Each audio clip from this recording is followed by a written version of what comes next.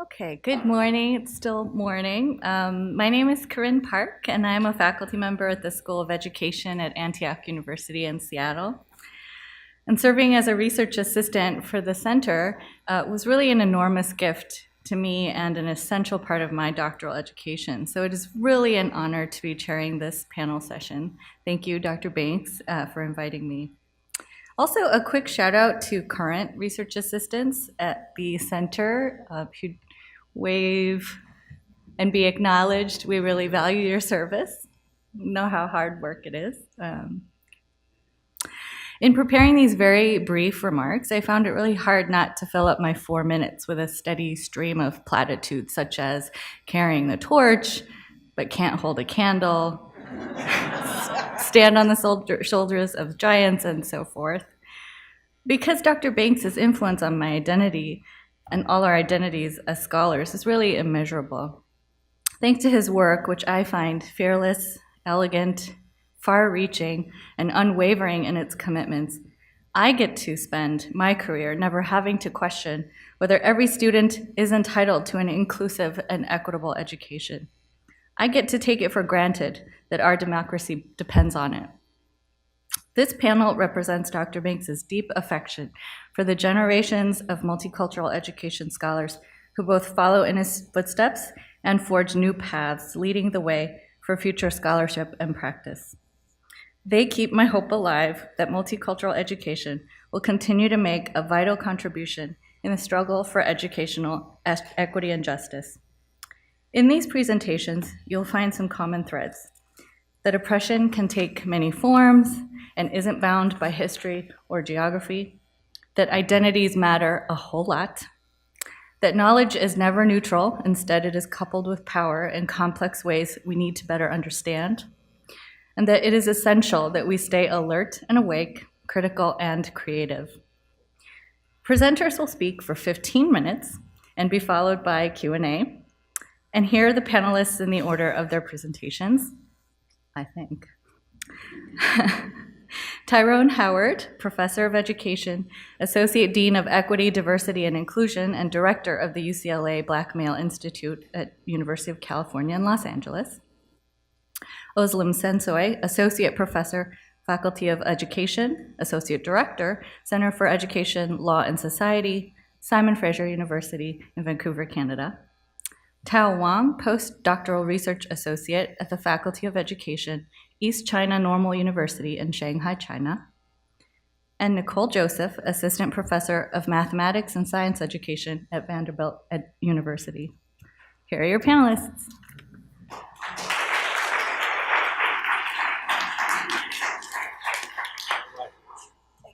All right, good morning, everyone. So my 15 minutes doesn't start till I get into my presentation, right, Caryn? So my honor, my privilege to be here. I want to start off by saying that it's always special coming back to this place because it has meant so much for me as a scholar in my development, and lots of folks who are in this room who are a big part of that. I want to thank you. I want to share in my brief time with you some of the work that we are doing around the work of suspensions in Black boys in schools. And that is all shaped by this report that we recently produced called Get Out. The color is going to flash back and forth, so just kind of stay with me there. But before I get into the results of our study, I'd be remiss if I didn't at least start off by acknowledging the person who is responsible for this convening, Jim Banks. It was in my freshman year of college as an undergraduate student that my psychology professor told me that I needed to read the book Black Self-Concept. And it was in that book that I came to understand, way before Cornel West said it, that race matters. Jim Banks made it okay for us to talk about being Black, made it okay for us to research being Black, made it okay for us to write about being Black. Then it was later that I was a fifth grade teacher in Compton, California, where I learned that issues around culture mattered. And I understood it was okay to embrace one's culture, and not only to embrace and appreciate one's culture, but to also understand the importance of multicultural education. And from there, I also came to understand the importance of how our knowledge matters and how knowledge construction should be a part of this work that we do on an ongoing basis. And then finally, I also understood and learned that being a citizen is important, and that citizenship speaks to our importance as individuals to reclaim our dignity and to claim our humanity. And it is that work that served as the impetus for why I do the work that I do. And much of what I want to talk about in my brief time with you today is the importance of how we have a large population of students. I'll focus today on Black boys who are consistently having their dignity removed, having their humanity usurped in ways that I think that we oftentimes don't talk about, nor do we name. I think we talk about denial of education happening back in the 60s and 70s, but what we don't recognize is that we still have acts of denial of education playing themselves out today in 2018. And I'll go one step further because I live in a state of California where we think we're progressive. We think that we are champions of diversity. We think that we are sort of beacons of justice. But when you start to look a little bit closer at the data, it tells a different story. And what bothered me and what continues to bother me is I would go and speak at schools and talk to administrators and teachers and superintendents, and they would say, well, we don't do these kind of horrific things to any children. And we treat all children with the same kind of love, care, and respect that they deserve. However, as they say, the devil's in the details. I would say that the devil's in the data. And so what I want to share with you today is some of the data that we've been collecting that tells a different story. And part of what I am suggesting is that it is important for us to call to the carpet those states, blue states, who oftentimes point to red states as if they've somehow gotten it figured out, to say that these issues are still pretty much prevalent in our states, they're prevalent in our schools, and despite this claim of us being progressive, we have a long way to go when it comes to issues around racial justice. So California, much like this state, has to do some more work. California, much like this state, has to come to what I call a racial reckoning in terms of how it treats some of its students. So to give some background, this work came together because of the work that I do with two colleagues at San Diego State University, Frank Harris and Luke Wood, where we begin to unpack the data that's reported by the California Department of Education around suspension. So these are not made up numbers. We took essentially the data that schools report, which some will contend that these data are oftentimes conservative compared to the actual realities of what we know that are on the ground. I'm reminded by this quote by Gloria Ladson-Billings, who said that we have a love-hate affair with Black males. We love them when they're athletically inclined, docile, passive, and quiet, but we are threatened when they're intelligent, expressive, demonstrative, upset, and willing to challenge the status quo. Much of what I'll share with you today are some of those young Black boys who are willing to speak up, to have their truths heard, to have their realities seen, and how oftentimes how we respond to them is not the way we respond to other students. So I really want to touch on 3 points as I share these data with you about what we look at in terms of this notion of get out, push out of Black boys in schools. And really it's around understanding the ways in which we still have the pervasiveness of what I refer to and others have talked about as well as anti-Black racism that still is pretty much a staple in schools across the state of California. And that is manifested in lots of different ways. I'm not going to bore you with a lot of data, but I think it's important to set some context here because what we know is that in the state of California, African Americans account for approximately 5.5% of all students in public schools, but they represent close to 18% of students who are suspended and about 14% of those students who are expelled. Last year in the state of California, there were over 67, almost 68,000 suspensions and over 790 expulsions of Black students. So if you want to state that differently, what we're talking about is in excess of 300 suspensions and 4 expulsions of Black students per day. And again, we talk about denial of education. One of the most viable ways you can deny education is to push students out, to convey to students that they are not wanted, they are not desired, and their presence is not important in our schools. No other group of students in the state of California, nor across the nation, experiences this type of disproportionality when it comes to school push-out and school discipline than do Black boys. I speak about this from the standpoint of what the data says, but it's also very personal for me. As many of you know, I have 3 Black boys myself, and I've seen firsthand the ways in which myself and my wife had to consistently vouch for the ways in which their humanity was oftentimes threatened and usurped because they were expressive, because they were demonstrative, because they posed questions, because they asked things that others could ask, but they were not allowed to. And so being that constant advocate for them, I think, is important. It's also coming full circle now because my son is a 7th grade teacher in Houston, Texas in the 3rd Ward. He's getting old, not me, right? And what I learned is that we have these conversations where he sees some of these same issues playing out in his classroom, where again, minor infractions oftentimes are met with harsh punishment in ways that continues to push certain students out. So part of what we have to understand is that when we suspend and expel kids, it sends a powerful message. What we know is that Black boys are oftentimes over-criminalized. Translate into different experiences where they're singled out for punishment. They're over-regulated for some of the most minor and innocuous actions, which I'll talk about in a second, and oftentimes misidentified when no wrongdoings occur. And this becomes a common practice. And part of what we have to understand is that not only is the message being sent to young black boys that they are a problem, but in many instances, the rest of their peers begin to also adopt such a mindset that says that they are seen as a problem. So part of what we also have to know is that when students who are suspended or expelled at least once, that we significantly increase the likelihood that they will drop out. They are less likely to attend college or university. Their experiences are limited to future economic and career mobility. And moreover, we know that they have an increased risk of being involved and tied to the criminal justice system. One of the books that I have my pre-service teachers read is called Burning Down the House by Neil Bernstein, where she talks about in the state of California, we spend on average, about $225,000 per year to incarcerate young people in the state of California. We cannot say we're a progressive state. We cannot say that we're champions of inclusion and justice when we still put large amounts of money into incarcerating young children as opposed to educating young children. So let me share you some data points that shows how this data plays itself out. Because again, I oftentimes have these discussions with school leaders, superintendents, school board members who champion how well they're doing, who champion how much they've made progress, who champion the fact that they don't have such policies that continue to create second-class citizenship status for black and brown children. Part of what the data shows here, again, is that we see that across the state of California that approximately 3.5% of all students in the state are suspended. However, for black boys, they represent about 12.5% of that population who are suspended. So again, 4 times the rate of black boys are suspended compared to the overall rate. Many schools have tried to move towards ending suspensions by doing what they refer to as in-school suspension, an attempt to say that they're doing better. But we see from the data there, again, black boys are woefully overrepresented when it comes to in-school suspension, as well as out-of-school suspension. And part of what we know is that one of the big sort of catchphrases that's used to suspend children, in particular black boys, is this notion of defiance. Now, defiance can oftentimes be manifested in lots of different ways. Young boys who might question a particular answer, young boys who might speak back, young boys who might do things that are oftentimes not even close to the level of being looked at as being worthy of suspension.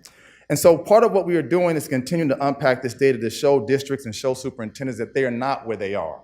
They are not what they say they are. And part of what we have to do is help them find ways to begin to address it. So we begin to drill down to see where are the suspensions occurring. They occur early as pre-K. The idea becoming that we send a message to young children that they are a problem. We see that between the grades of kindergarten through 3rd grade, that black boys are 6.5 more times likely to be suspended compared to their white peers, 6.5 times more. We also see that when it comes to grades 4 through 6, again, black boys are 4.5 times more likely to be suspended than their white peers. Where we see our biggest discrepancy exists when we see what happens in grades 7 and 8, where we see, again, that black boys are oftentimes, we see 1 in 5 black boys are suspended compared to about 6.5% of white males who are suspended. Again, the devil's in the data, and it tells a story that we have to begin to come to grips with. Again, I come back to 2 of those particular data points. The first area, when we have data that tells us that we are now suspending children in preschool. I will say that again, we are now suspending children in preschool. I mean, I don't know what one can do at the age of 3 or 4 years old that warrants his or her suspension, but it's happening and has a clear set of racial ramifications that suggest that we are not nearly the kinds of champions of justice that we say that we are. But again, part of what we have to do is call these data on the table, begin to identify the root causes, and identify plausible solutions. And so we look at some of the reasons why we see children are being suspended, from issues around violence, violent incidents, nonviolent incidents, and across the board in every category, we see that black boys are overrepresented in ways that no other group of students are represented.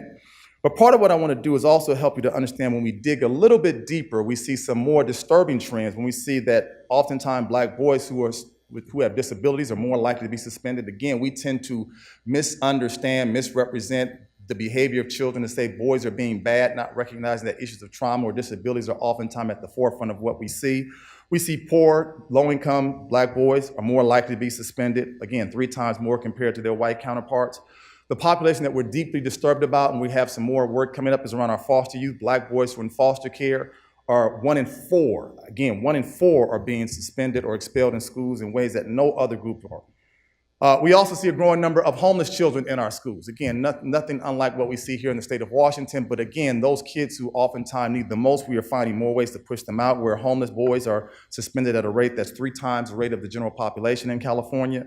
And we also see that children who are in non-charter schools are more likely to be suspended than those in charter schools. So again, part of what we have to also understand is that what are the reasons behind the disproportionality? And it speaks to a couple things that Linda Darling-Hammond spoke to. Unconscious bias is real. It happens. Racial discrimination is also part of this. And also, to be very frank, about teacher attitudes. Part of what we have to come to grips with in California is that despite the fact that we are a much more racially diverse state in terms of our teacher population, about 1 in 3 teachers in the state of California are of color, but we see that Black and brown and Asian and white teachers oftentimes push out boys at rates similar to their white counterparts. So in many ways, we're talking about unconscious bias cutting across all racial and ethnic groups. Despite the fact that there's data that says that Black children do better with same-race teachers, we still see that Black teachers are pushing out boys, Asian teachers are pushing out boys, Latinx teachers are pushing out Black boys. This report that came out just last year looked at bias not being only a problem with policing, but also being a problem with preschools. Speaking to my earlier point about the fact that we see this problem starts early, becomes more persistent, and oftentimes worsens over time. If you look at the work by Walter Gilliam and his associates, they've done a phenomenal job looking at the ways in which these data points speak to how Black boys and Black girls, which I'm going to speak about in a minute, oftentimes find themselves much more under scrutiny by the gaze of their teachers. And like I said a moment ago, we see that the challenge happens early. Suspension rates are uneven across the country, and part of what we see is Black boys are 7% of all preschool-age children, but they're 32% of children who are suspended once, 35% of students who are suspended more than once. So again, this is a pernicious problem that continues to affect Black boys and Black children in ways that oftentimes we don't like to acknowledge. I want to drill down to show you a couple of cities, counties in the state of California where we saw these numbers being most prevalent.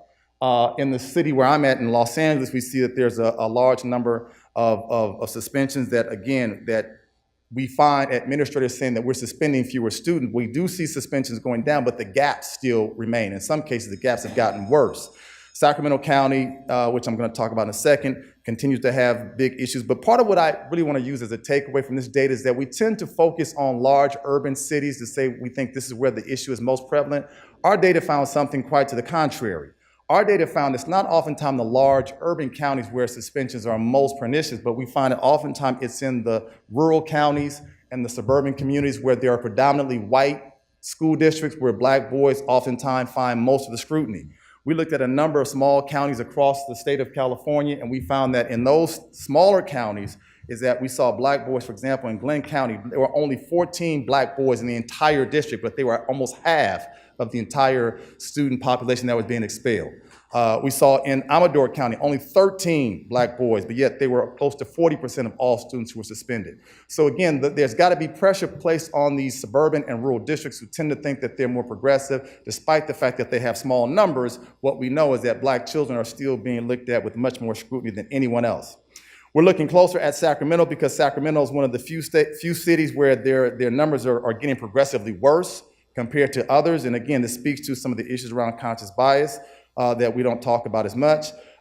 We have at least 3 districts that have a 20% or higher suspension rate for at least 3 or more years, which again speaks to the issue not improving, only getting worse. And so what we've done is we've grouped these different districts into one of 4 categories. Those that have urgent concern, where they have suspension rates of Black boys that are over 38%. Those that have immediate concern, that have suspension rates over 25%, and you see the rest of the breakdown. Part of it, again, is to put in place a plan of action that allows us to do what I call some public shaming. I think it's time to stop talking about these issues in such generalities. It's important to put the spotlight on schools, on school districts, and if need be, on specific grade levels and teachers where we know that this is a big problem, okay? And then as we close, and I've been told to stop. I almost got through this as the final section of this. What do we do? Recommendations. I mean, I could go on for the next 15 minutes, but I'm going to be fair to my co-presenters here. This is about ongoing professional development. We have to advocate for foster youth and homeless children. We have to allow existing discipline policies to be called into question. We have to call anti-Black racism on the carpet where it exists. My colleague at UCLA, Kimberly Crenshaw, and I are going to try to replicate this same study for Black girls because the data for Black girls is starting to parallel that of Black boys. And we hope that this becomes a platform to say that we cannot say in the 21st century that we are truly advocates and champions of justice, yet we still continue to push out and marginalize some of our most vulnerable populations. Thank you all very much.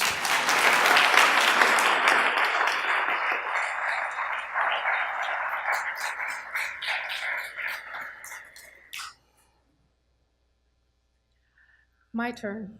Let me see if I... Good morning. Let me start by saying, as many of us feel, it's a sincere honor to have been invited to gather with my former classmates and friends and colleagues, and especially my intellectual mentors who are in the room. What a pleasure it was to break my self-imposed no visit to the US under 45 rule, to travel through beautiful Coast Salish territories of the Pacific Northwest, to be here on the unceded lands of the Duwamish people. And I'd like to extend my deepest respect to elders of the Duwamish, past and present, as I stand here, a visitor on their ancestral territories. Naming the ongoing presence and legacy of colonialism is a practice that can become rote, remain theoretical, or even theatrical. Yet I do name this legacy in order to join with others who are committed to making visible the invisible patterns of colonization that sustain networks of oppression. Today, I'll be speaking about one of my current projects on this theme of colonial invisibility. In particular, how discourses of colonial domination are normalized and circulated in order to legitimize the logic of colonial superiority of the West over the rest. For years now, I often begin presentations on representation and the intersections of religion, race, and gender by showing this photograph. And whenever I've shown her face to any audience, virtually everyone recognizes her, yet few, if any, know her name. This 1984 image by American photographer Steve McCurry became the iconic cover of the National Geographic's June 1985 issue. Haunted eyes tell of an Afghan refugee's fears, the cover tells us, inviting an interpretation that the fear is one that's embodied by the simple state of being a refugee. 12-year-old Sharbat Gula was among the thousands of refugees fleeing Soviet forces occupying Afghanistan, and on the day the photo was taken, she was at the Nasrba refugee camp in Pakistan when an adult white man entered the school tent where she and other children were in class. In National Geographic's own accounting in 2002, written by reporter Kathy Newman, the story of this encounter is told in this way, quote, she, Sharbat, remembers the moment. The photographer took her picture. She remembers her anger. The man was a stranger. She had never been photographed before. Until they met again 17 years later, she had not been photographed since. The photographer remembers the moment too. The light was soft. The refugee camp in Pakistan was a sea of tents. Inside the school tent, he noticed her first. Sensing her shyness, he approached her last. She told him he could take her picture. I didn't think the photograph of the girl would be different from anything else I shot that day, he recalls of that morning in 1984, spent documenting the ordeal of Afghanistan's refugees. Thus, this is how a girl, who was no different than anything else the photographer was documenting that day, became one of the most recognized and commodified images in human history. I've seen her face many times in many places over the years, on mugs and bags, on textbook and matchbook covers, on the sides of buildings, and of course in a multitude of coffee table photography books. So the question I've spent many years thinking about is, what is it about this image that makes it memorable and perhaps even unforgettable? Is it the simplicity of the profile? If so, many of us have seen dozens, if not hundreds, of beautiful profiles of famous and not so famous people. Is it her eyes, their shocking color as they're often described? Shocking, of course, from a white perspective. Is it her anger that we're told to read as a haunting? If so, why hasn't it motivated action against the global conditions that resulted in her 30-plus year status as a refugee? And continue. As the UN Refugee Agency reports in 2016, 6.4 million school-aged children just like Sharbat have limited access to education, with half of them having no access at all. So if it isn't these things, it isn't just a beautiful photograph, it isn't just a reminder of the haunting conditions of refugee children's lives, then it must stand in for something else. So what is the discursive and pedagogical work that this image is doing? And what of images of Muslim girls more recent than this? Just as I've invited you to think about Sharbat this morning, if I were to invite a class of undergrad students to name a famous Muslim girl, which I sometimes do, they'd also likely recognize Sharbat, but consider her a relic of a past era, an old-fashioned and racist way of objectifying vulnerable young people. In contrast, this era, they would argue, is full of representations of strong young Muslim women. Strong young women like Malala Yousufzai, the 20-year-old Pakistani education rights activist, who came to prominence after a 2012 assassination attempt on her life by the Taliban. At age 16, she became the youngest ever Nobel laureate, and in 23, she and her father co-founded a girls' educational organization called the Malala Fund. Malala currently lives in the UK and is an undergrad student at Oxford University. She's a celebrity darling, garnering the support and shout-outs of stars from Angelina Jolie to Madonna to Beyonce. And this, by the way, is the context that most of my students know her. She and the agency that bears her name are very active with large multinational corporations like Apple and Starbucks. And through these corporate partnerships, she brings incredible attention to issues she highlights on her multiple social media platforms. My students also know a little bit about 17-year-old Palestinian anti-occupation activist Hanan Tamimi, who has participated in anti-settlement resistance in her hometown on the Israeli-occupied West Bank since the age of 11. She's often compared to Malala and sometimes Joan of Arc. In a 2018 piece in The Atlantic, journalist Yasmin Serhan quotes Ben Ehrenreich, who'd recently written a biography of the Tamimi family, who says, quote, "What makes her particularly distinctive to Israelis and international audiences also has to do with how she looks. Unavoidably, she is blonde and light-skinned and light-eyed. A great deal of work goes into othering Palestinians, to casting them as some really recognizable other. But when suddenly the kid doesn't fit into those stereotypes, when she actually looks like a European kid or an American kid, then suddenly all that work of dehumanization can't function.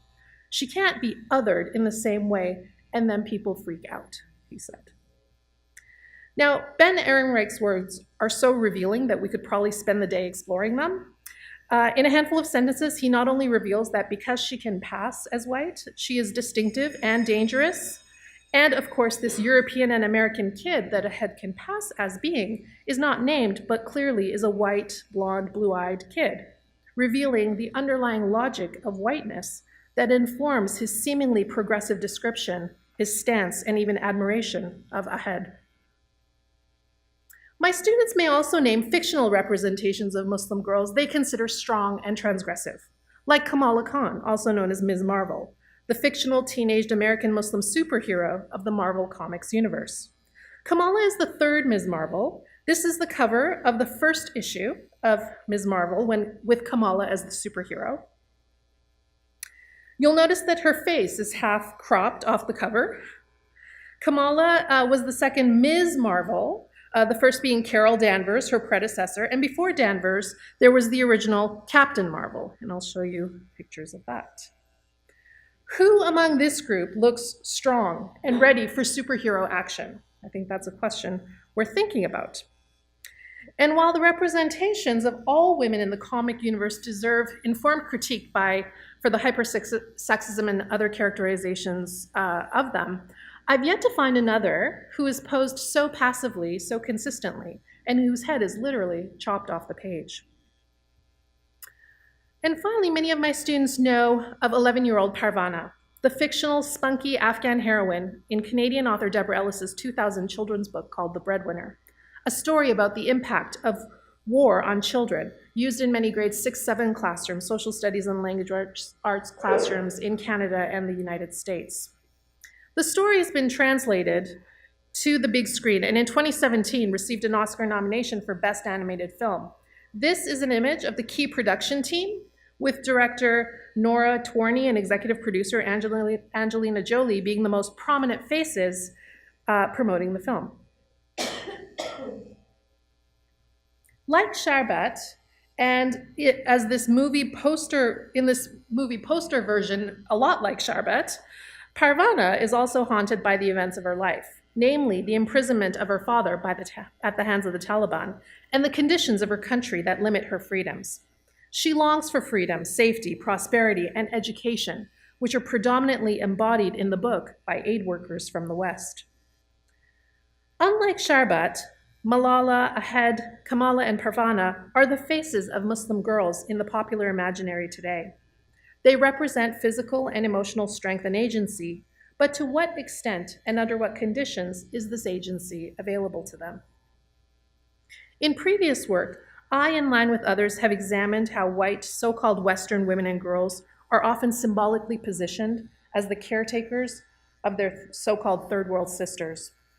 These representations in news accounts, novels, and films often portray Muslim girls as haunted by a sad past, on the cusp of an unwanted marriage, or simply impoverished and wishing for freedoms that are often assigned to and embodied solely by the West. In this way, it's theorized, not only do these representations make invisible the ways in which patriarchy and oppression work in the West, but also discursively reestablish colonial relations of domination, as Muslim girls and women, especially in occupied or colonized nations, are constructed as the objects of Western benevolence and intervention on a range of military, humanitarian, and educational fronts. In many ways, these third world girl subjects and characters are ideal colonial subjects because they appeal to Western notions of girl power. Unlike Sharbat, the Muslim girls my students know are seen as active agents who contribute to their own salvation from repressive cultural contexts by valuing and seeking out the superior resources of Western capitalist society, a spunky attitude, mobility, and more resources. As well, white Western bodies, usually white women or corporations, are there to help this third world girl subject actualize those ideals. This new form of colonialism looks quite different from the colonialism of Sharbat's day. This colonialism, as Uma Narayan and Chandra Mohanty and others have argued, is marked by a paternalistic care discourse and is a new sanitized way in which colonial relations of power are sustained. As Heidi Mirza and Veena Mitu have written, quote, "The appearance of the good Muslim girl in need of saving converges with the interests of the ever-evolving liberal democratic state, who in this particular post-race and post-feminist moment sees itself as enlightened, progressive, and open to gender equality, sexual difference, and racial diversity, while actually engaging in racist rhetoric and policies." Thus, through these discourses, these individualized, aspirational third world girls exist as ideal subjects of a post-race, post-gendered, neoliberal state. Their subjectivities are presented in terms of idealized femininity and whiteness, along with middle-class neoliberal subjectivity marked by a desire for Western education and advancement, all of which stand against the very identities of race and religion, which are framed as central aspects of the oppressive conditions of their previous lives that must now be abandoned in order to take up their place in the neoliberal colonial order. My quest with this project is to understand the pedagogical work of these images. It is partial and incomplete, but I deeply appreciate your indulgence as I share some of my ideas with you this morning. And again, I wanted to extend my sincere thanks and acknowledgement to my scholarly mentors, Jim Banks, especially, and Geneva Gay, who are here, and many others who are always friendly faces at the UW. So I'll stop there. Thank you very much. And that's us in 2004.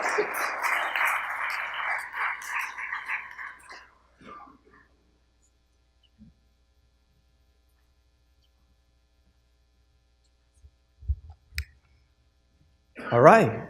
Good morning, everyone. My name is Thao Wong. I work at the Center for Multicultural Education from the year of 2011 to 2016. I'm currently working as a postdoctoral research associate at the East China Normal University in Shanghai. I feel honored and humbled to present here, as you can tell that many of my colleagues, they are already prominent scholars or established professors, except me. Then I thought about my age, and I got relief.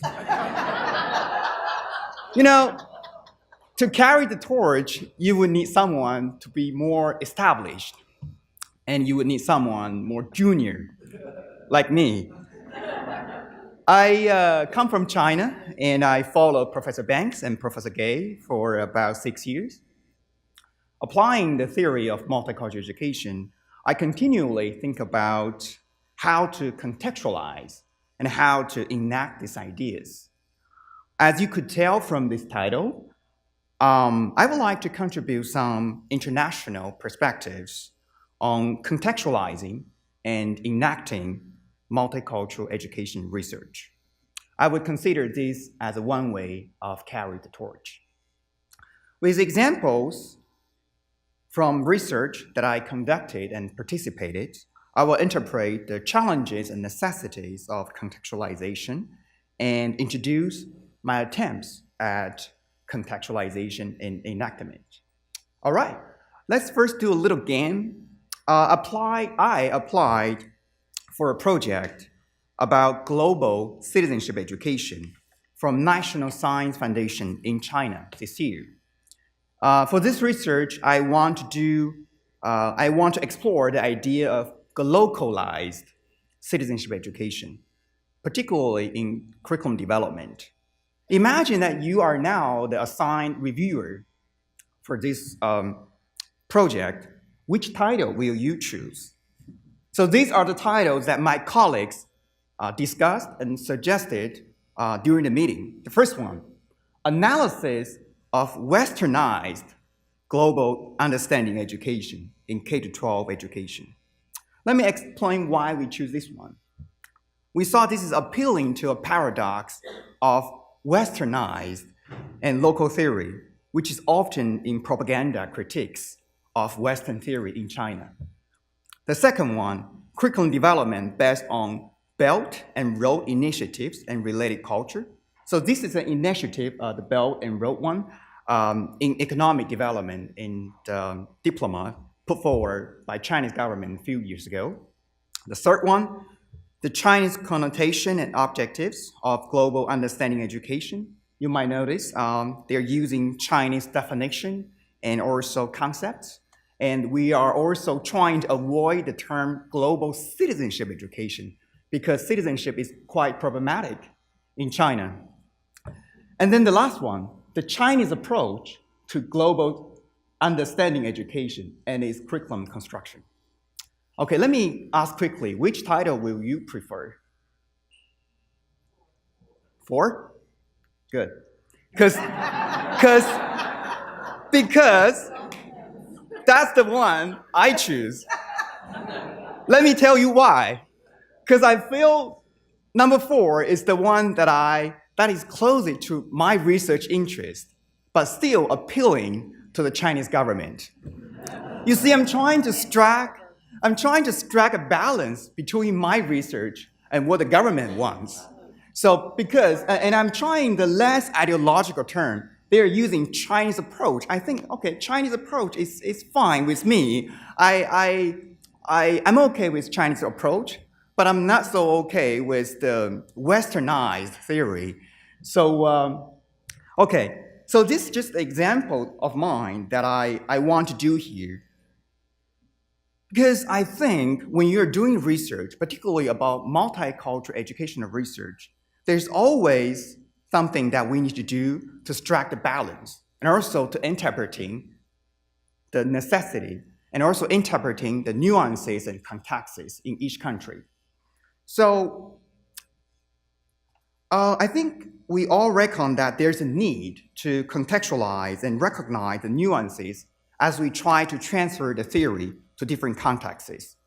There are interactions between human and their social worlds as mediated by artifacts or relationships and affording a multiplicity of meanings and possibilities. Human actions, therefore, including acts of thoughts, must be understood dynamically as socially, culturally, and historically situated. I would argue, actually, there is a relational dynamics between multicultural educational research and human and social worlds. We do admit this is a troublesome and worrisome time we're living in and going through. Dr. Banks, in his several publications, discussed the relations of diversity and unity. Yet, in this era of neoliberalism, assimilationism, and xenophobia, we saw governments in different countries demonstrating ambition and effort in asserting unity. In the US, we saw slogans like American First, Make America Great Again. In the UK, there's a requirement from the Ministry for Education that all maintained schools must promote the fundamental British values.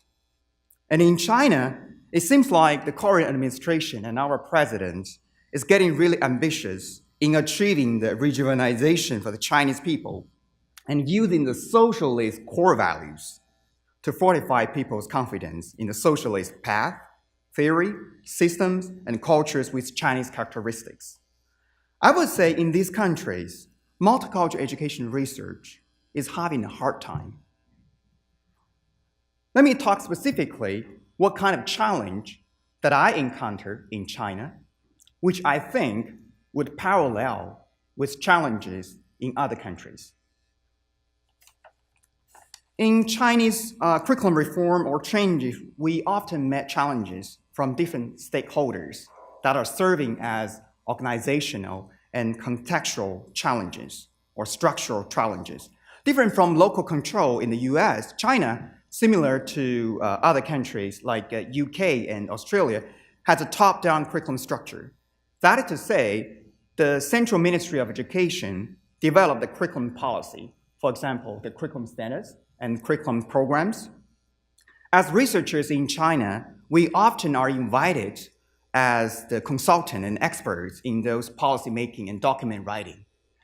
For example, the Ministry of Education announced the curriculum standards for high school education after 6 years research with the help from researchers from different colleges of education. And another example is that the Shanghai Department of Education revisit and revised its curriculum programs for K-12 education. The program reviewers or the program revisions are led by officers, curriculum scholars, and involved local school principals and teachers. I was very lucky to attend those meetings, and I was sitting there and talking with those officers and principals, and I start to understand what is their real concern regarding multicultural education research. You know, they're not necessarily, and I start to understand, they are not necessarily evil, vicious, or want to do something bad. They do have some concerns that we need to share, we need to understand.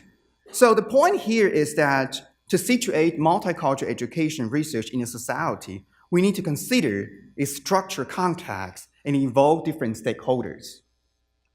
Different from commitment to a universal faith, what we see in the US or in some other countries, the socialist country penetrate the civic values while ideological control. This is a sentence I got from the curriculum standards. It says, develop citizens with political, moral, and ideological qualities, and leading students to set socialism with Chinese characteristics as common idea or ideal. I would say there is a monarchy of a solo ideological system, which is a bit of different than a so-called universal one, and is often interpreted itself as a characterized version of a democracy and equality. But the puzzle here is, it doesn't work. I got involved in a project, it's a national project to evaluate the implementation of socialist core values. We find out it's not very successful by using the simple questionnaire to ask, do you love a country? Do you love the party? It's not successful at all. And the party knows that. So that's part of the reason why they go back to the ancient wisdom from Confucianism and Buddhism. And a recent trend is look up to Mao's style. Mao's word says, roll up your sleeve and work hard. So that's part of the propaganda and slogan going 2 years ago. Another context and challenge I want to mention is the culture and discourse challenge. So let's look at the picture in the slide, the second picture. It's a movable type printing techniques displayed in the opening show of Beijing Olympic 2008. It's invented by China about 1,000 years ago. Let's do further deliberation about that. So we find for a civilization in China, or like China, it has long histories, more than 3,000 years. It was already very multicultural and multiracial back in 600 years AD, in Tang Dynasty. It has its own culture as there are influences from philosophies of Confucianism, as the first picture, and Taoism, Buddhism. It has its own language and discourse. Let's look at the second picture again. It's a word over there called He. It means peace, unity, and also you and me, 你和我. There is already a Chinese connotation of 和而不同, which shares the same meaning of diversity within unity. It's the same meaning. So this is what I mean by a profound cultural contextuality with cultural, history, and philosophical and language context. I'm going to briefly introduce my attempts at contextualizing multicultural education research. So besides ethnic minority education in China, I also try to address prominent issues of diversity and unity and equity in China. As some of you might know, a rural-urban migration, perhaps the greatest migration in human history, is happening in China. There are about 270 to 280 million population migrating from rural area to urban area. There is a tons of issues regarding educational equity, educational access, and social integration. I'm trying to do this research to look at their cultural identification and social integration, including ethnic minority students and ethnic migrant students in China. So another attempt is to look at the local discourse. Using my research about localized understanding education, I'm trying to use some contextualized curricula. For example, these Belt and Road initiatives. So for these Belt and Road initiatives, it involves a lot of countries that China has history of communicating with. That those are the countries by the Silk Road, the one with the yellow line. China has communication for hundreds and thousands of years. This is a history and connotation relatively familiar with students. Another academic consideration is to breach the current hegemony of globalization by addressing less visible countries and cultures. I'm using these materials to teach students with toleration, recognition, and civic equalities. And also I'm trying to teach them and doing this research with local action research, with public schools and nonprofit educational institute, with big cities like Shanghai and small cities like Zhengzhou. And another thing I'm trying to do is about theoretical contextualization. It's really hard. This is the final goal. And I'm still slowly working on it. I'm a very slow learner, actually. There is a delicate balance between theory, borrowing, and localization, which I'm still trying with other scholars in China. Here, I want to share some words from some Chinese scholars who heard about Dr. Banks' retirement and want to share some of those words with you. This is from Professor Su De. He said, "Thank you for your enduring attention and support to the Research Center of Multicultural Education and Ethnic Minority Education in our university. Your advice has greatly promoted the internationalization of our academic research." He was the Dean of College of Education at Minzu University, Beijing. Professor James Banks' life wisdom and academic thoughts in his works have deeply influenced my academic development. His ideas have influenced and will continue to nourish China's research of multicultural and ethnic minority education. This is from Professor JiaBin Huang, Northwest Normal University in Lanzhou. Your lecture was informative and impressive and brought new ideas to the area of curriculum and instruction research in China. Your scholarship on cultural diversity and education is highly needed in an increasingly diverse China. This is from Professor Yun Huocui at East China Normal University. I'm going to conclude with a final word from myself. I still remember when I talked to Dr. Banks during my first time RA review interviews in the center. I was even younger, actually, at that time. Looked like Dr. Banks always say, you look like a high school student. I guess so at that time. I was really nervous, and Dr. Banks says, what are you going to do to meet the requirement in the center? I was sitting there, I was feeling really nervous. I say, I will work hard and try my best. Today, I'm also having the same word. I'm going to work really hard and try my best to carry the torch for freedom, equity, diversity, and social justice. Thank you.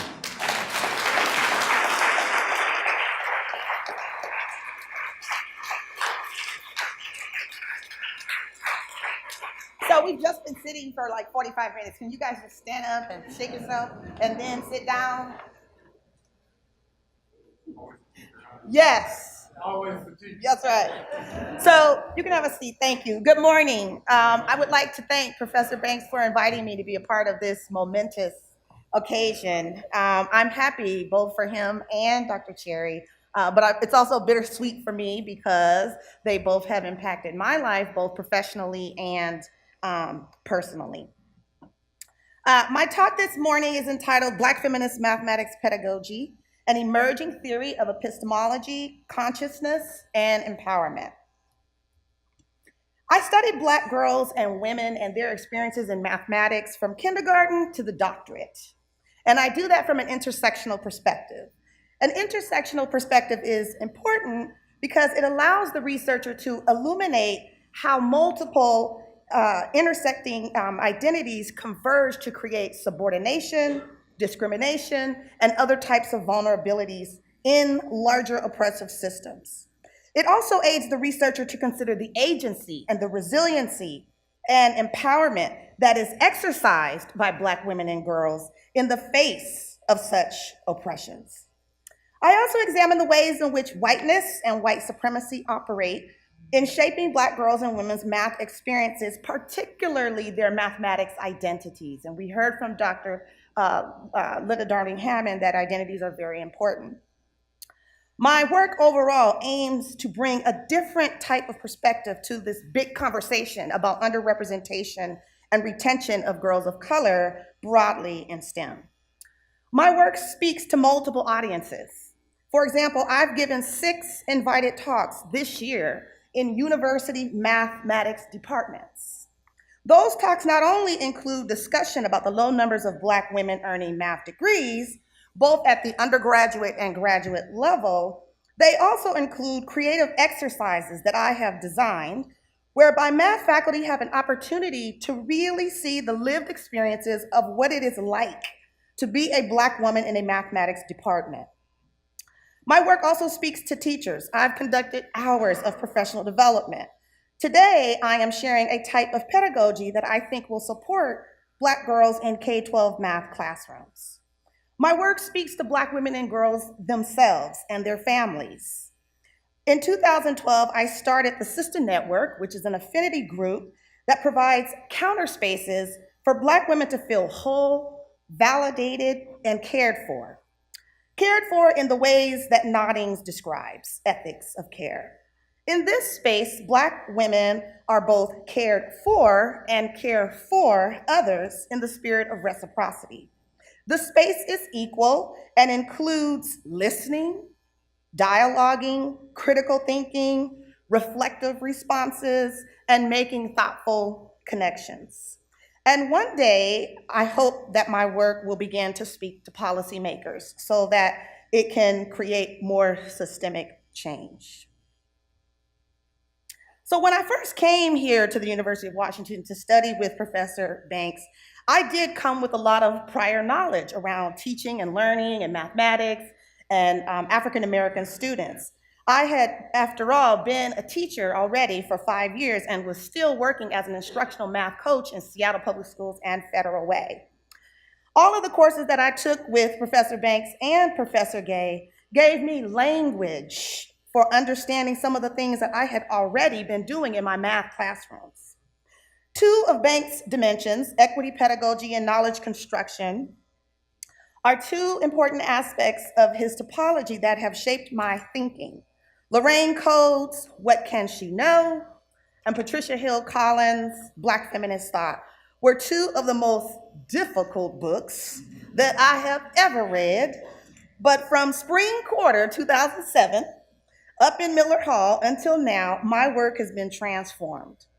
After 6 years of conducting empirical studies with Black girls and learning about their experiences in mathematics, I am beginning to see a convergence of ideas and constructs that are pertinent for them.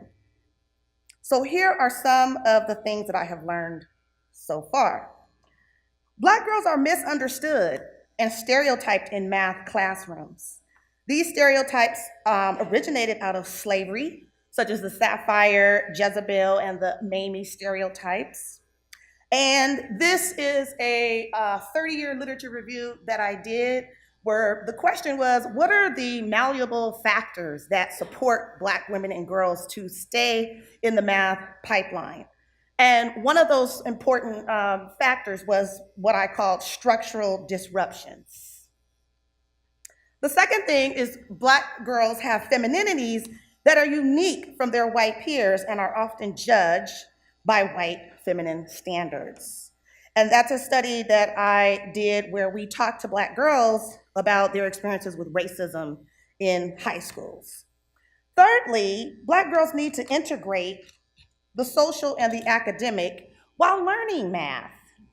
This piece was just announced at the National Council of Teachers Mathematics on yesterday, but it is a study that I did with Norman Austin, who's actually here in Seattle, e-learning mode academy, where he supports math instruction of really all African-American students, but last year, he had a significant amount of Black girls in his program, and so we did that.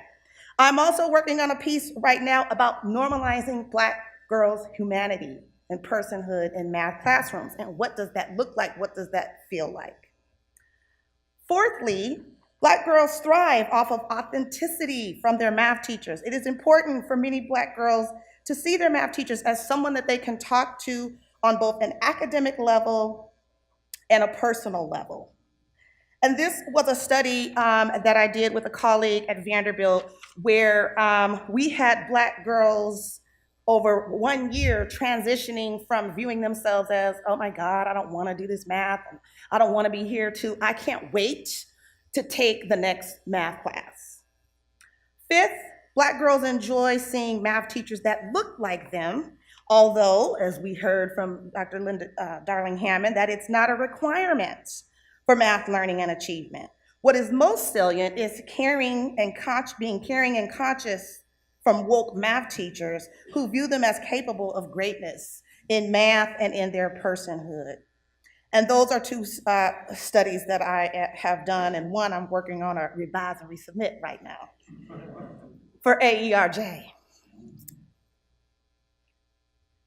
So I am now working on putting these ideas together to theorize a type of pedagogical experience that centers Black girls' personhood and humanity while also engaging in high-quality math instruction. This graphic attempts to explain that these dimensions are dynamic and they work together. The center also includes way more identities, but I just chose 3 for illustration purposes. These 4 components of Black feminist math pedagogies are what I argue math teachers need to develop in Black girls so that they have improved math experiences, increasing the potential for staying in the math pipeline. These intersecting pedagogies can also improve their math achievement because they are more likely to view themselves as math people, taking more risks and feeling valued in the math classroom. So let's start with high quality math instruction. It doesn't matter if you're teaching 5th grade Topology, trigonometry, calculus, Black women and girls need more math, not less, and more opportunity to develop epistemic practices. Teach her about argumentation, problem solving, reasoning, and discourse. Math instructors should rely less on traditional teaching and center inquiry, group work, and more Socratic experiences. Socratic experiences promote clarification. They probe assumptions, probe reasoning and evidence, invite viewpoints and perspectives. They probe implications and consequences, and even question the question. Robust math identities. Teaching her strong content is necessary, but insufficient. It is insufficient because it does nothing to develop her as a racialized person, to disrupt stereotypes about herself and Black people and their abilities in mathematics. Helping her to see herself belong in math also requires that you help her to develop her racial identity. Show her models and examples of Black women in mathematics, and there are now way more models and examples today in 2018 than there ever was. Give her projects that allow her to explore the lives of these women. Allow her to go deeper into a mathematical idea that she finds particularly meaningful. Transformative, radical academic and social integration. We know from Tinto and other researchers that academic and social integration contributes to persistence in college. So what might these things look like in the K-12 space? While I have more, how much time do I have? Thank you, ma'am. While I have more work to do in this component, I think that for Black girls to feel integrated into math spaces, experiences need to happen at the individual, the interpersonal, and the community levels. She needs to experience connectedness to her teacher while also holding herself accountable for the work. Having fun, laughing, experiencing joy. There's a lot of research coming out now about joy in learning, is a social part of learning and should be included while engaging in math. Critical consciousness. Finally, in order to help Black girls find their voice in math classrooms, to name inequities and oppressive systems, teachers need to know who she is as an individual and as part of a historically marginalized group. She has also been constructed as immoral, angry, too loud, overly sexual, etc. Math instructors need to know these things in order to combat them. A combination of these experiences have strong potential to attract and keep Black women in the discipline of mathematics. So what does this all mean? It means we have more work to do in supporting Black girls in math classrooms across our pipeline. This work is multidimensional. It's happening at the classroom level, districts, university, faculty, communities, Black girls themselves, and this work is also hard, and this work is also ongoing. Black feminist math pedagogy aims to illuminate in an important way intersectionality as a pedagogical experience can be taken up and implemented in a math classroom. Thank you for listening.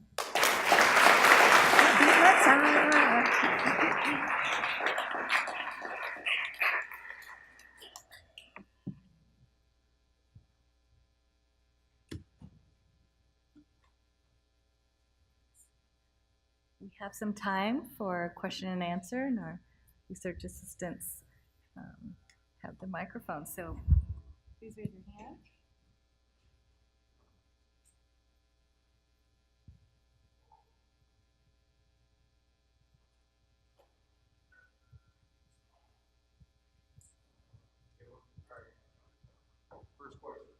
Thank you.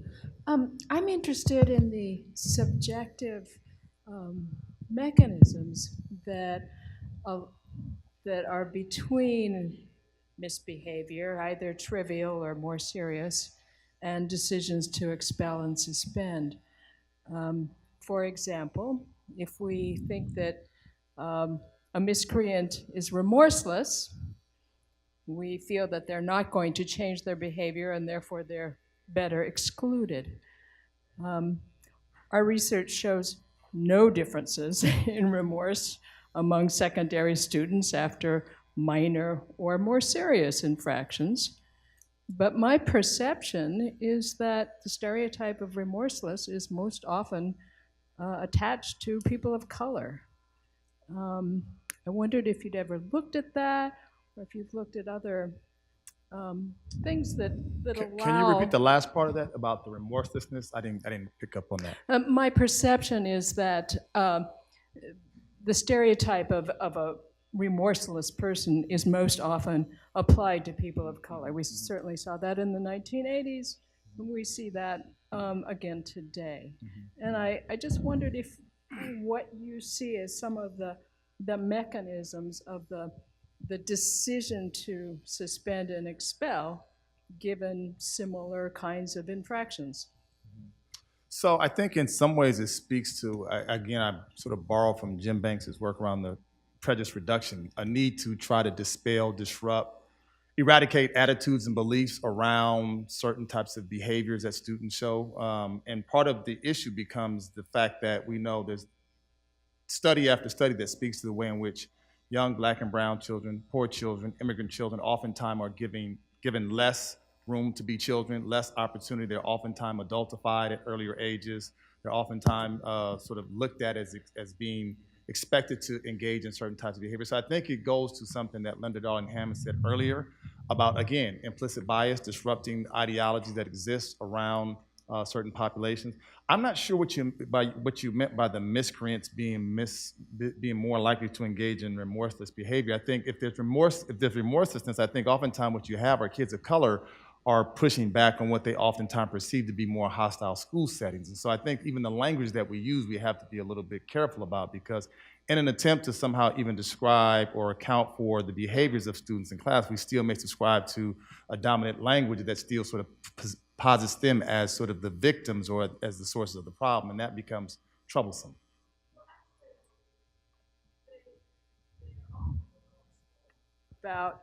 About problems they have, they think about them a lot. We don't see any racial differences in that.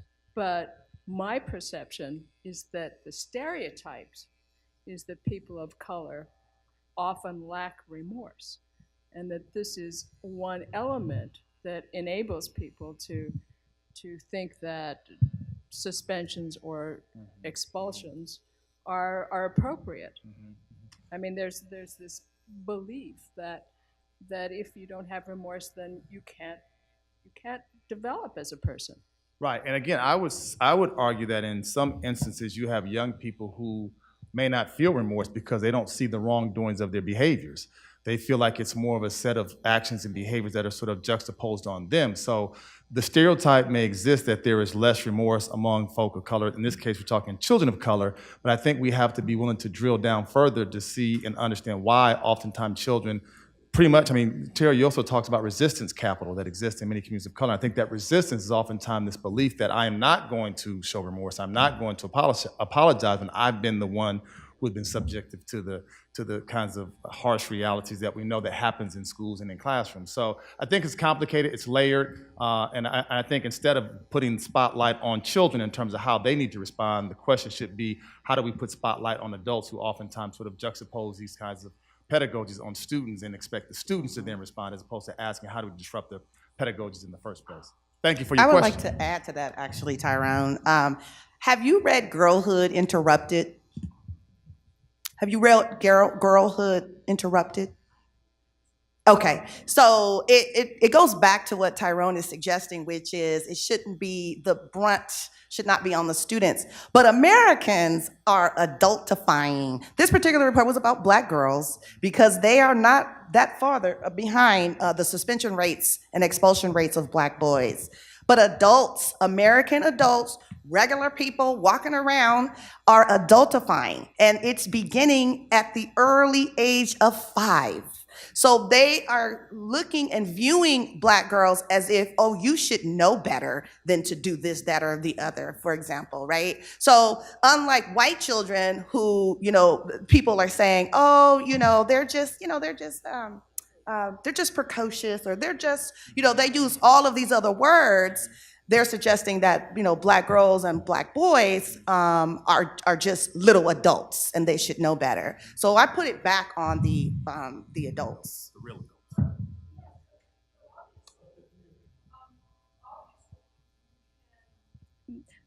The kids don't want to be in trouble. They think about that a lot. And there's many ways of reacting when people expect you to show your remorse.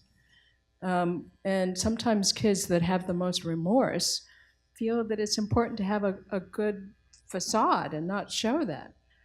My But point we is, can even say, not to interrupt you, but to even define remorse. Who's defining remorse? That's like Eurocentric, hegemony, Western white, right?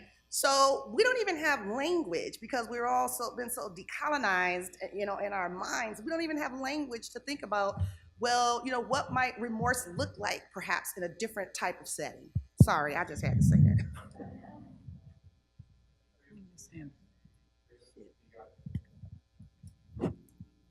I think I got it working. Okay, first of all of you, amazing work. So thank you for that. My question is for Özlem. I'm really anxious to find out what are the responses of Muslim girls when you tell them about your work.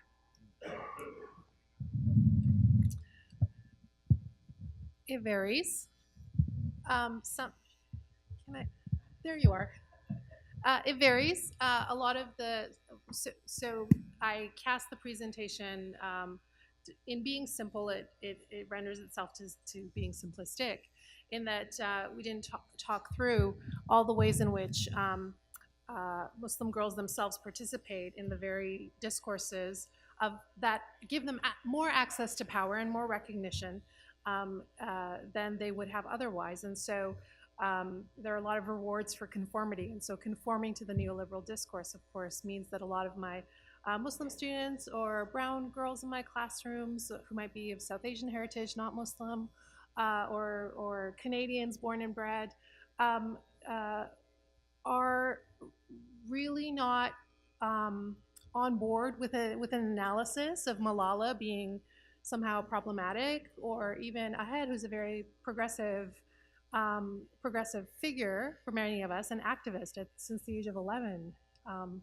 And yet, why did we not? There's a lot here about the current social moment and the hypervisibility that the internet and social networks allow that didn't allow for someone like Charbet to stay on our radar. And what kind of stories might we have had access to about, for instance, the plight of refugee or colonized women and girls, had we had access to Charbet's thinking about what was going on before 2002, post 9/11, when they went back to find her. And it was a big investigation. It wasn't even, hey, let's go see what she's doing. It was like military kind of, let's go seek her out. And very few of these Muslim girls, so I'm talking about the real girls rather than the sort of the comic book characters, do bring a lot of attention. Malala is a very important figure and brings a lot of attention and has a lot of celebrity attention on her work, and the sort of corporate partnerships, of course, bring her and those issues to our view. But again, there's a lot that's concealed in those corporately selected stories. So most of them don't like it. Don't like the analysis. It rubs up against all of the values that are normalized for them. And yet if we sort of peel away at that a little bit, very much rooted in a white neoliberal paradigm.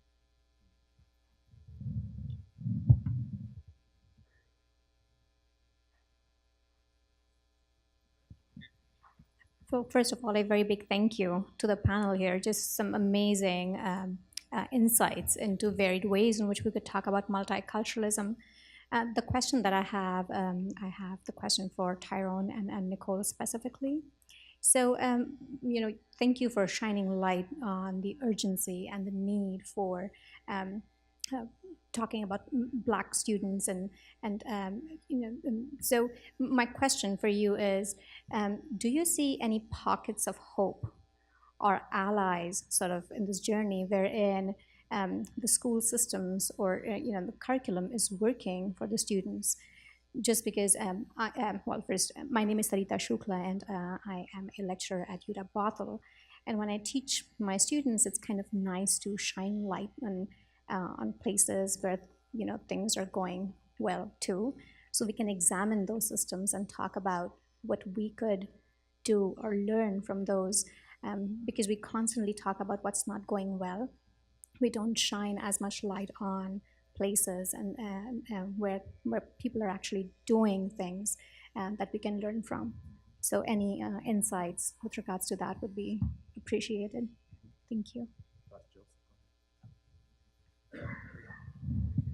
So Black women have been so erased and invisible for such a long time in education research that it probably feels like, oh my God, we just keep hearing all of these negative things. But the reality is that we need to expose these inequities, and we need to expose the things that are happening in classrooms with real kids.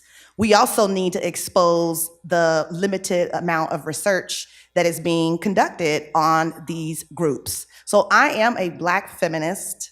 So all things Black women and girls are things that I am committed to in my research agenda for the rest of my life. So there are things that are good that are happening. It's just you have to go and look and find and dig deep. I'm working with a colleague at the University of, at Auburn University, who has been awarded NSF funding to think about supporting Black girls in middle school around computer science through game design.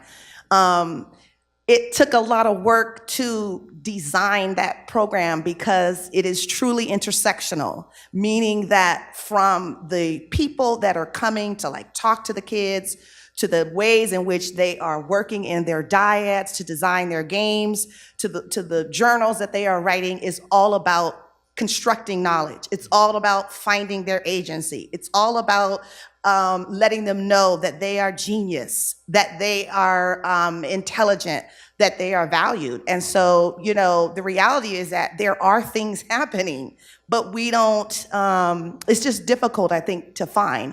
And so that's also a part of what I'm trying to do. I'm writing another article for Cognition and Instruction. So you guys can look for that piece. If I can build, thank you, Nicole. If I can build on the point, I think the question is really important because there's a tendency for us to spotlight what's not working, but it's complicated. And I think there's a danger involved in it. And what I mean by that is that we issued a report last year looking at high achieving Black and Latino males across LA County. And so what happens is when we put the spotlight on those spaces where things are happening, what tends to, some of the responses we receive was, we'll see things are working. Things are going well. Things are good. And I think there becomes an over-reliance on those success cases to the exclusion, and I know this wasn't your question, to the exclusion of that which is not working. Right. So I think we have to paint the picture in a much more complexified way to say, yes, there are some pockets of success, and we should illuminate those and shine a spotlight on them so we can find out why they're working, and how they can be replicated.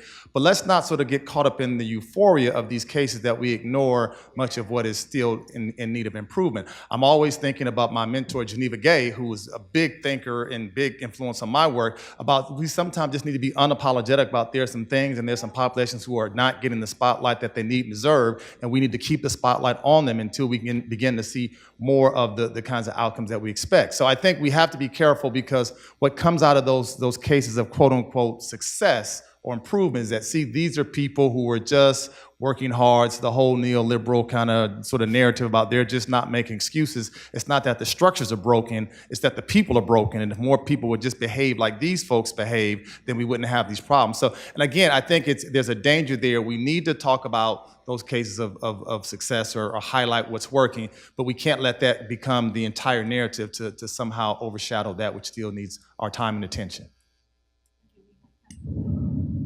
All right, thank you. So earlier I asked Dr. Darlene Hammond what is an enduring question or challenge for newer scholars, and she said sharing our work within and outside the academy, my paraphrase.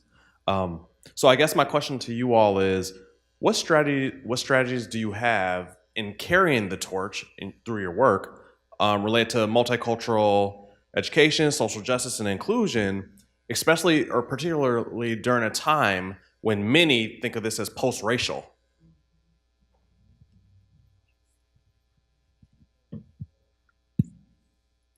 Yeah, I can talk a little bit about that.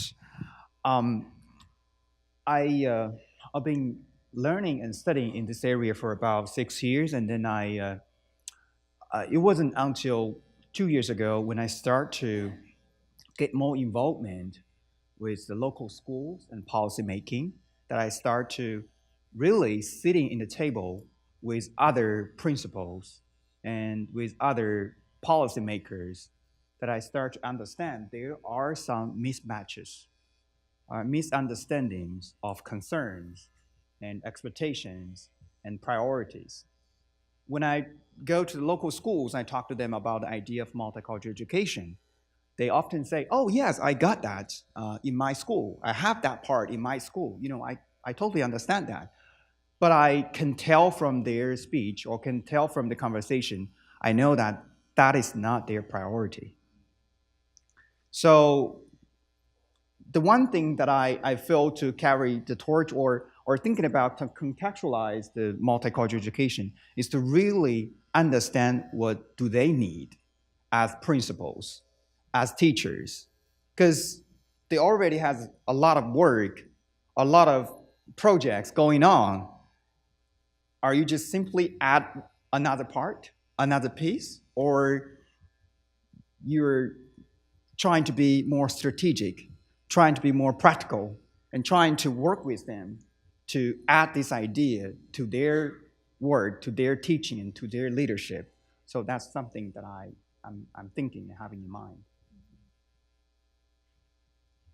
I can just add that I kind of have a love-hate relationship with social media, and I'm trying to figure out where it fits into the pedagogical schema of things. And I know a lot of us are on social media, a lot of us educators, and a lot of our students are really demanding a presence there that calls into question all kinds of, not just pedagogical issues, you know, what can you tweet out in 100 characters, 140 characters, that's going to be meaningful. And yet at the same time, it's really the place where a lot of students are getting their information. So they're watching the YouTube posts of Beyonce's performance at Coachella, and that shapes how they talk about issues related to race and gender and power, not just in the United States, but across the border in Canada and globally. Probably there are young people, undergraduate students watching that moment and many other moments like it. And so the early work by scholars, including Dr. Banks, on the place of popular culture and education that comes from it,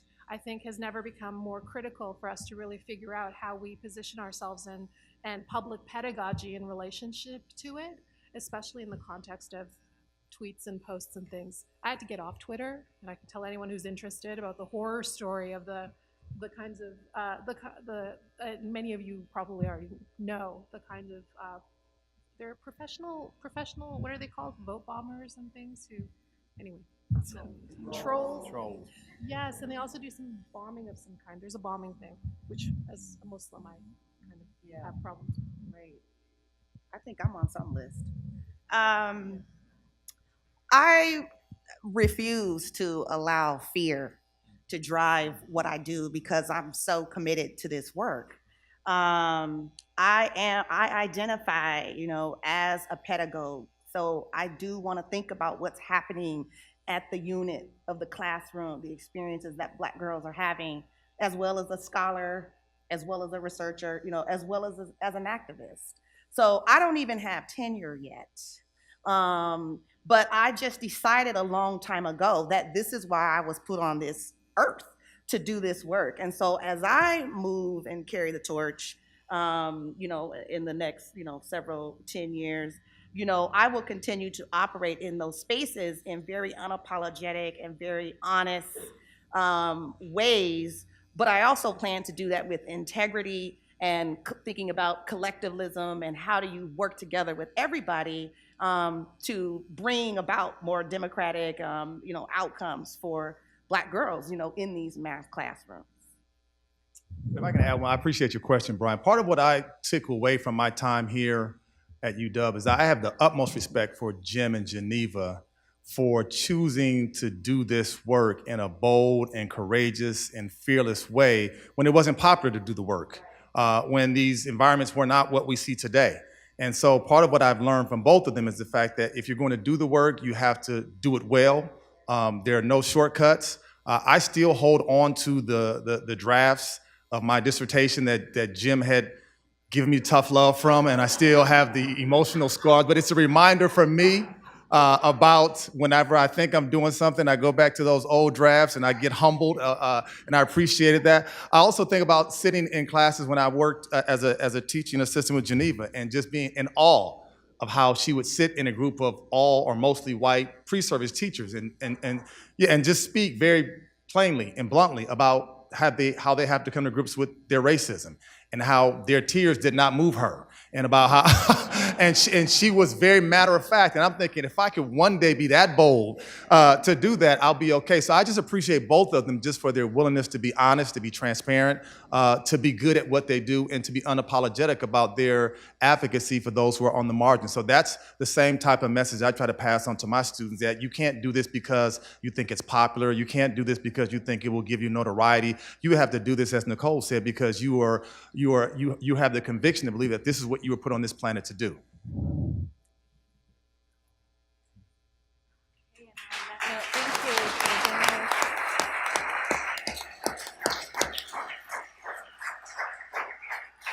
Wasn't that wonderful?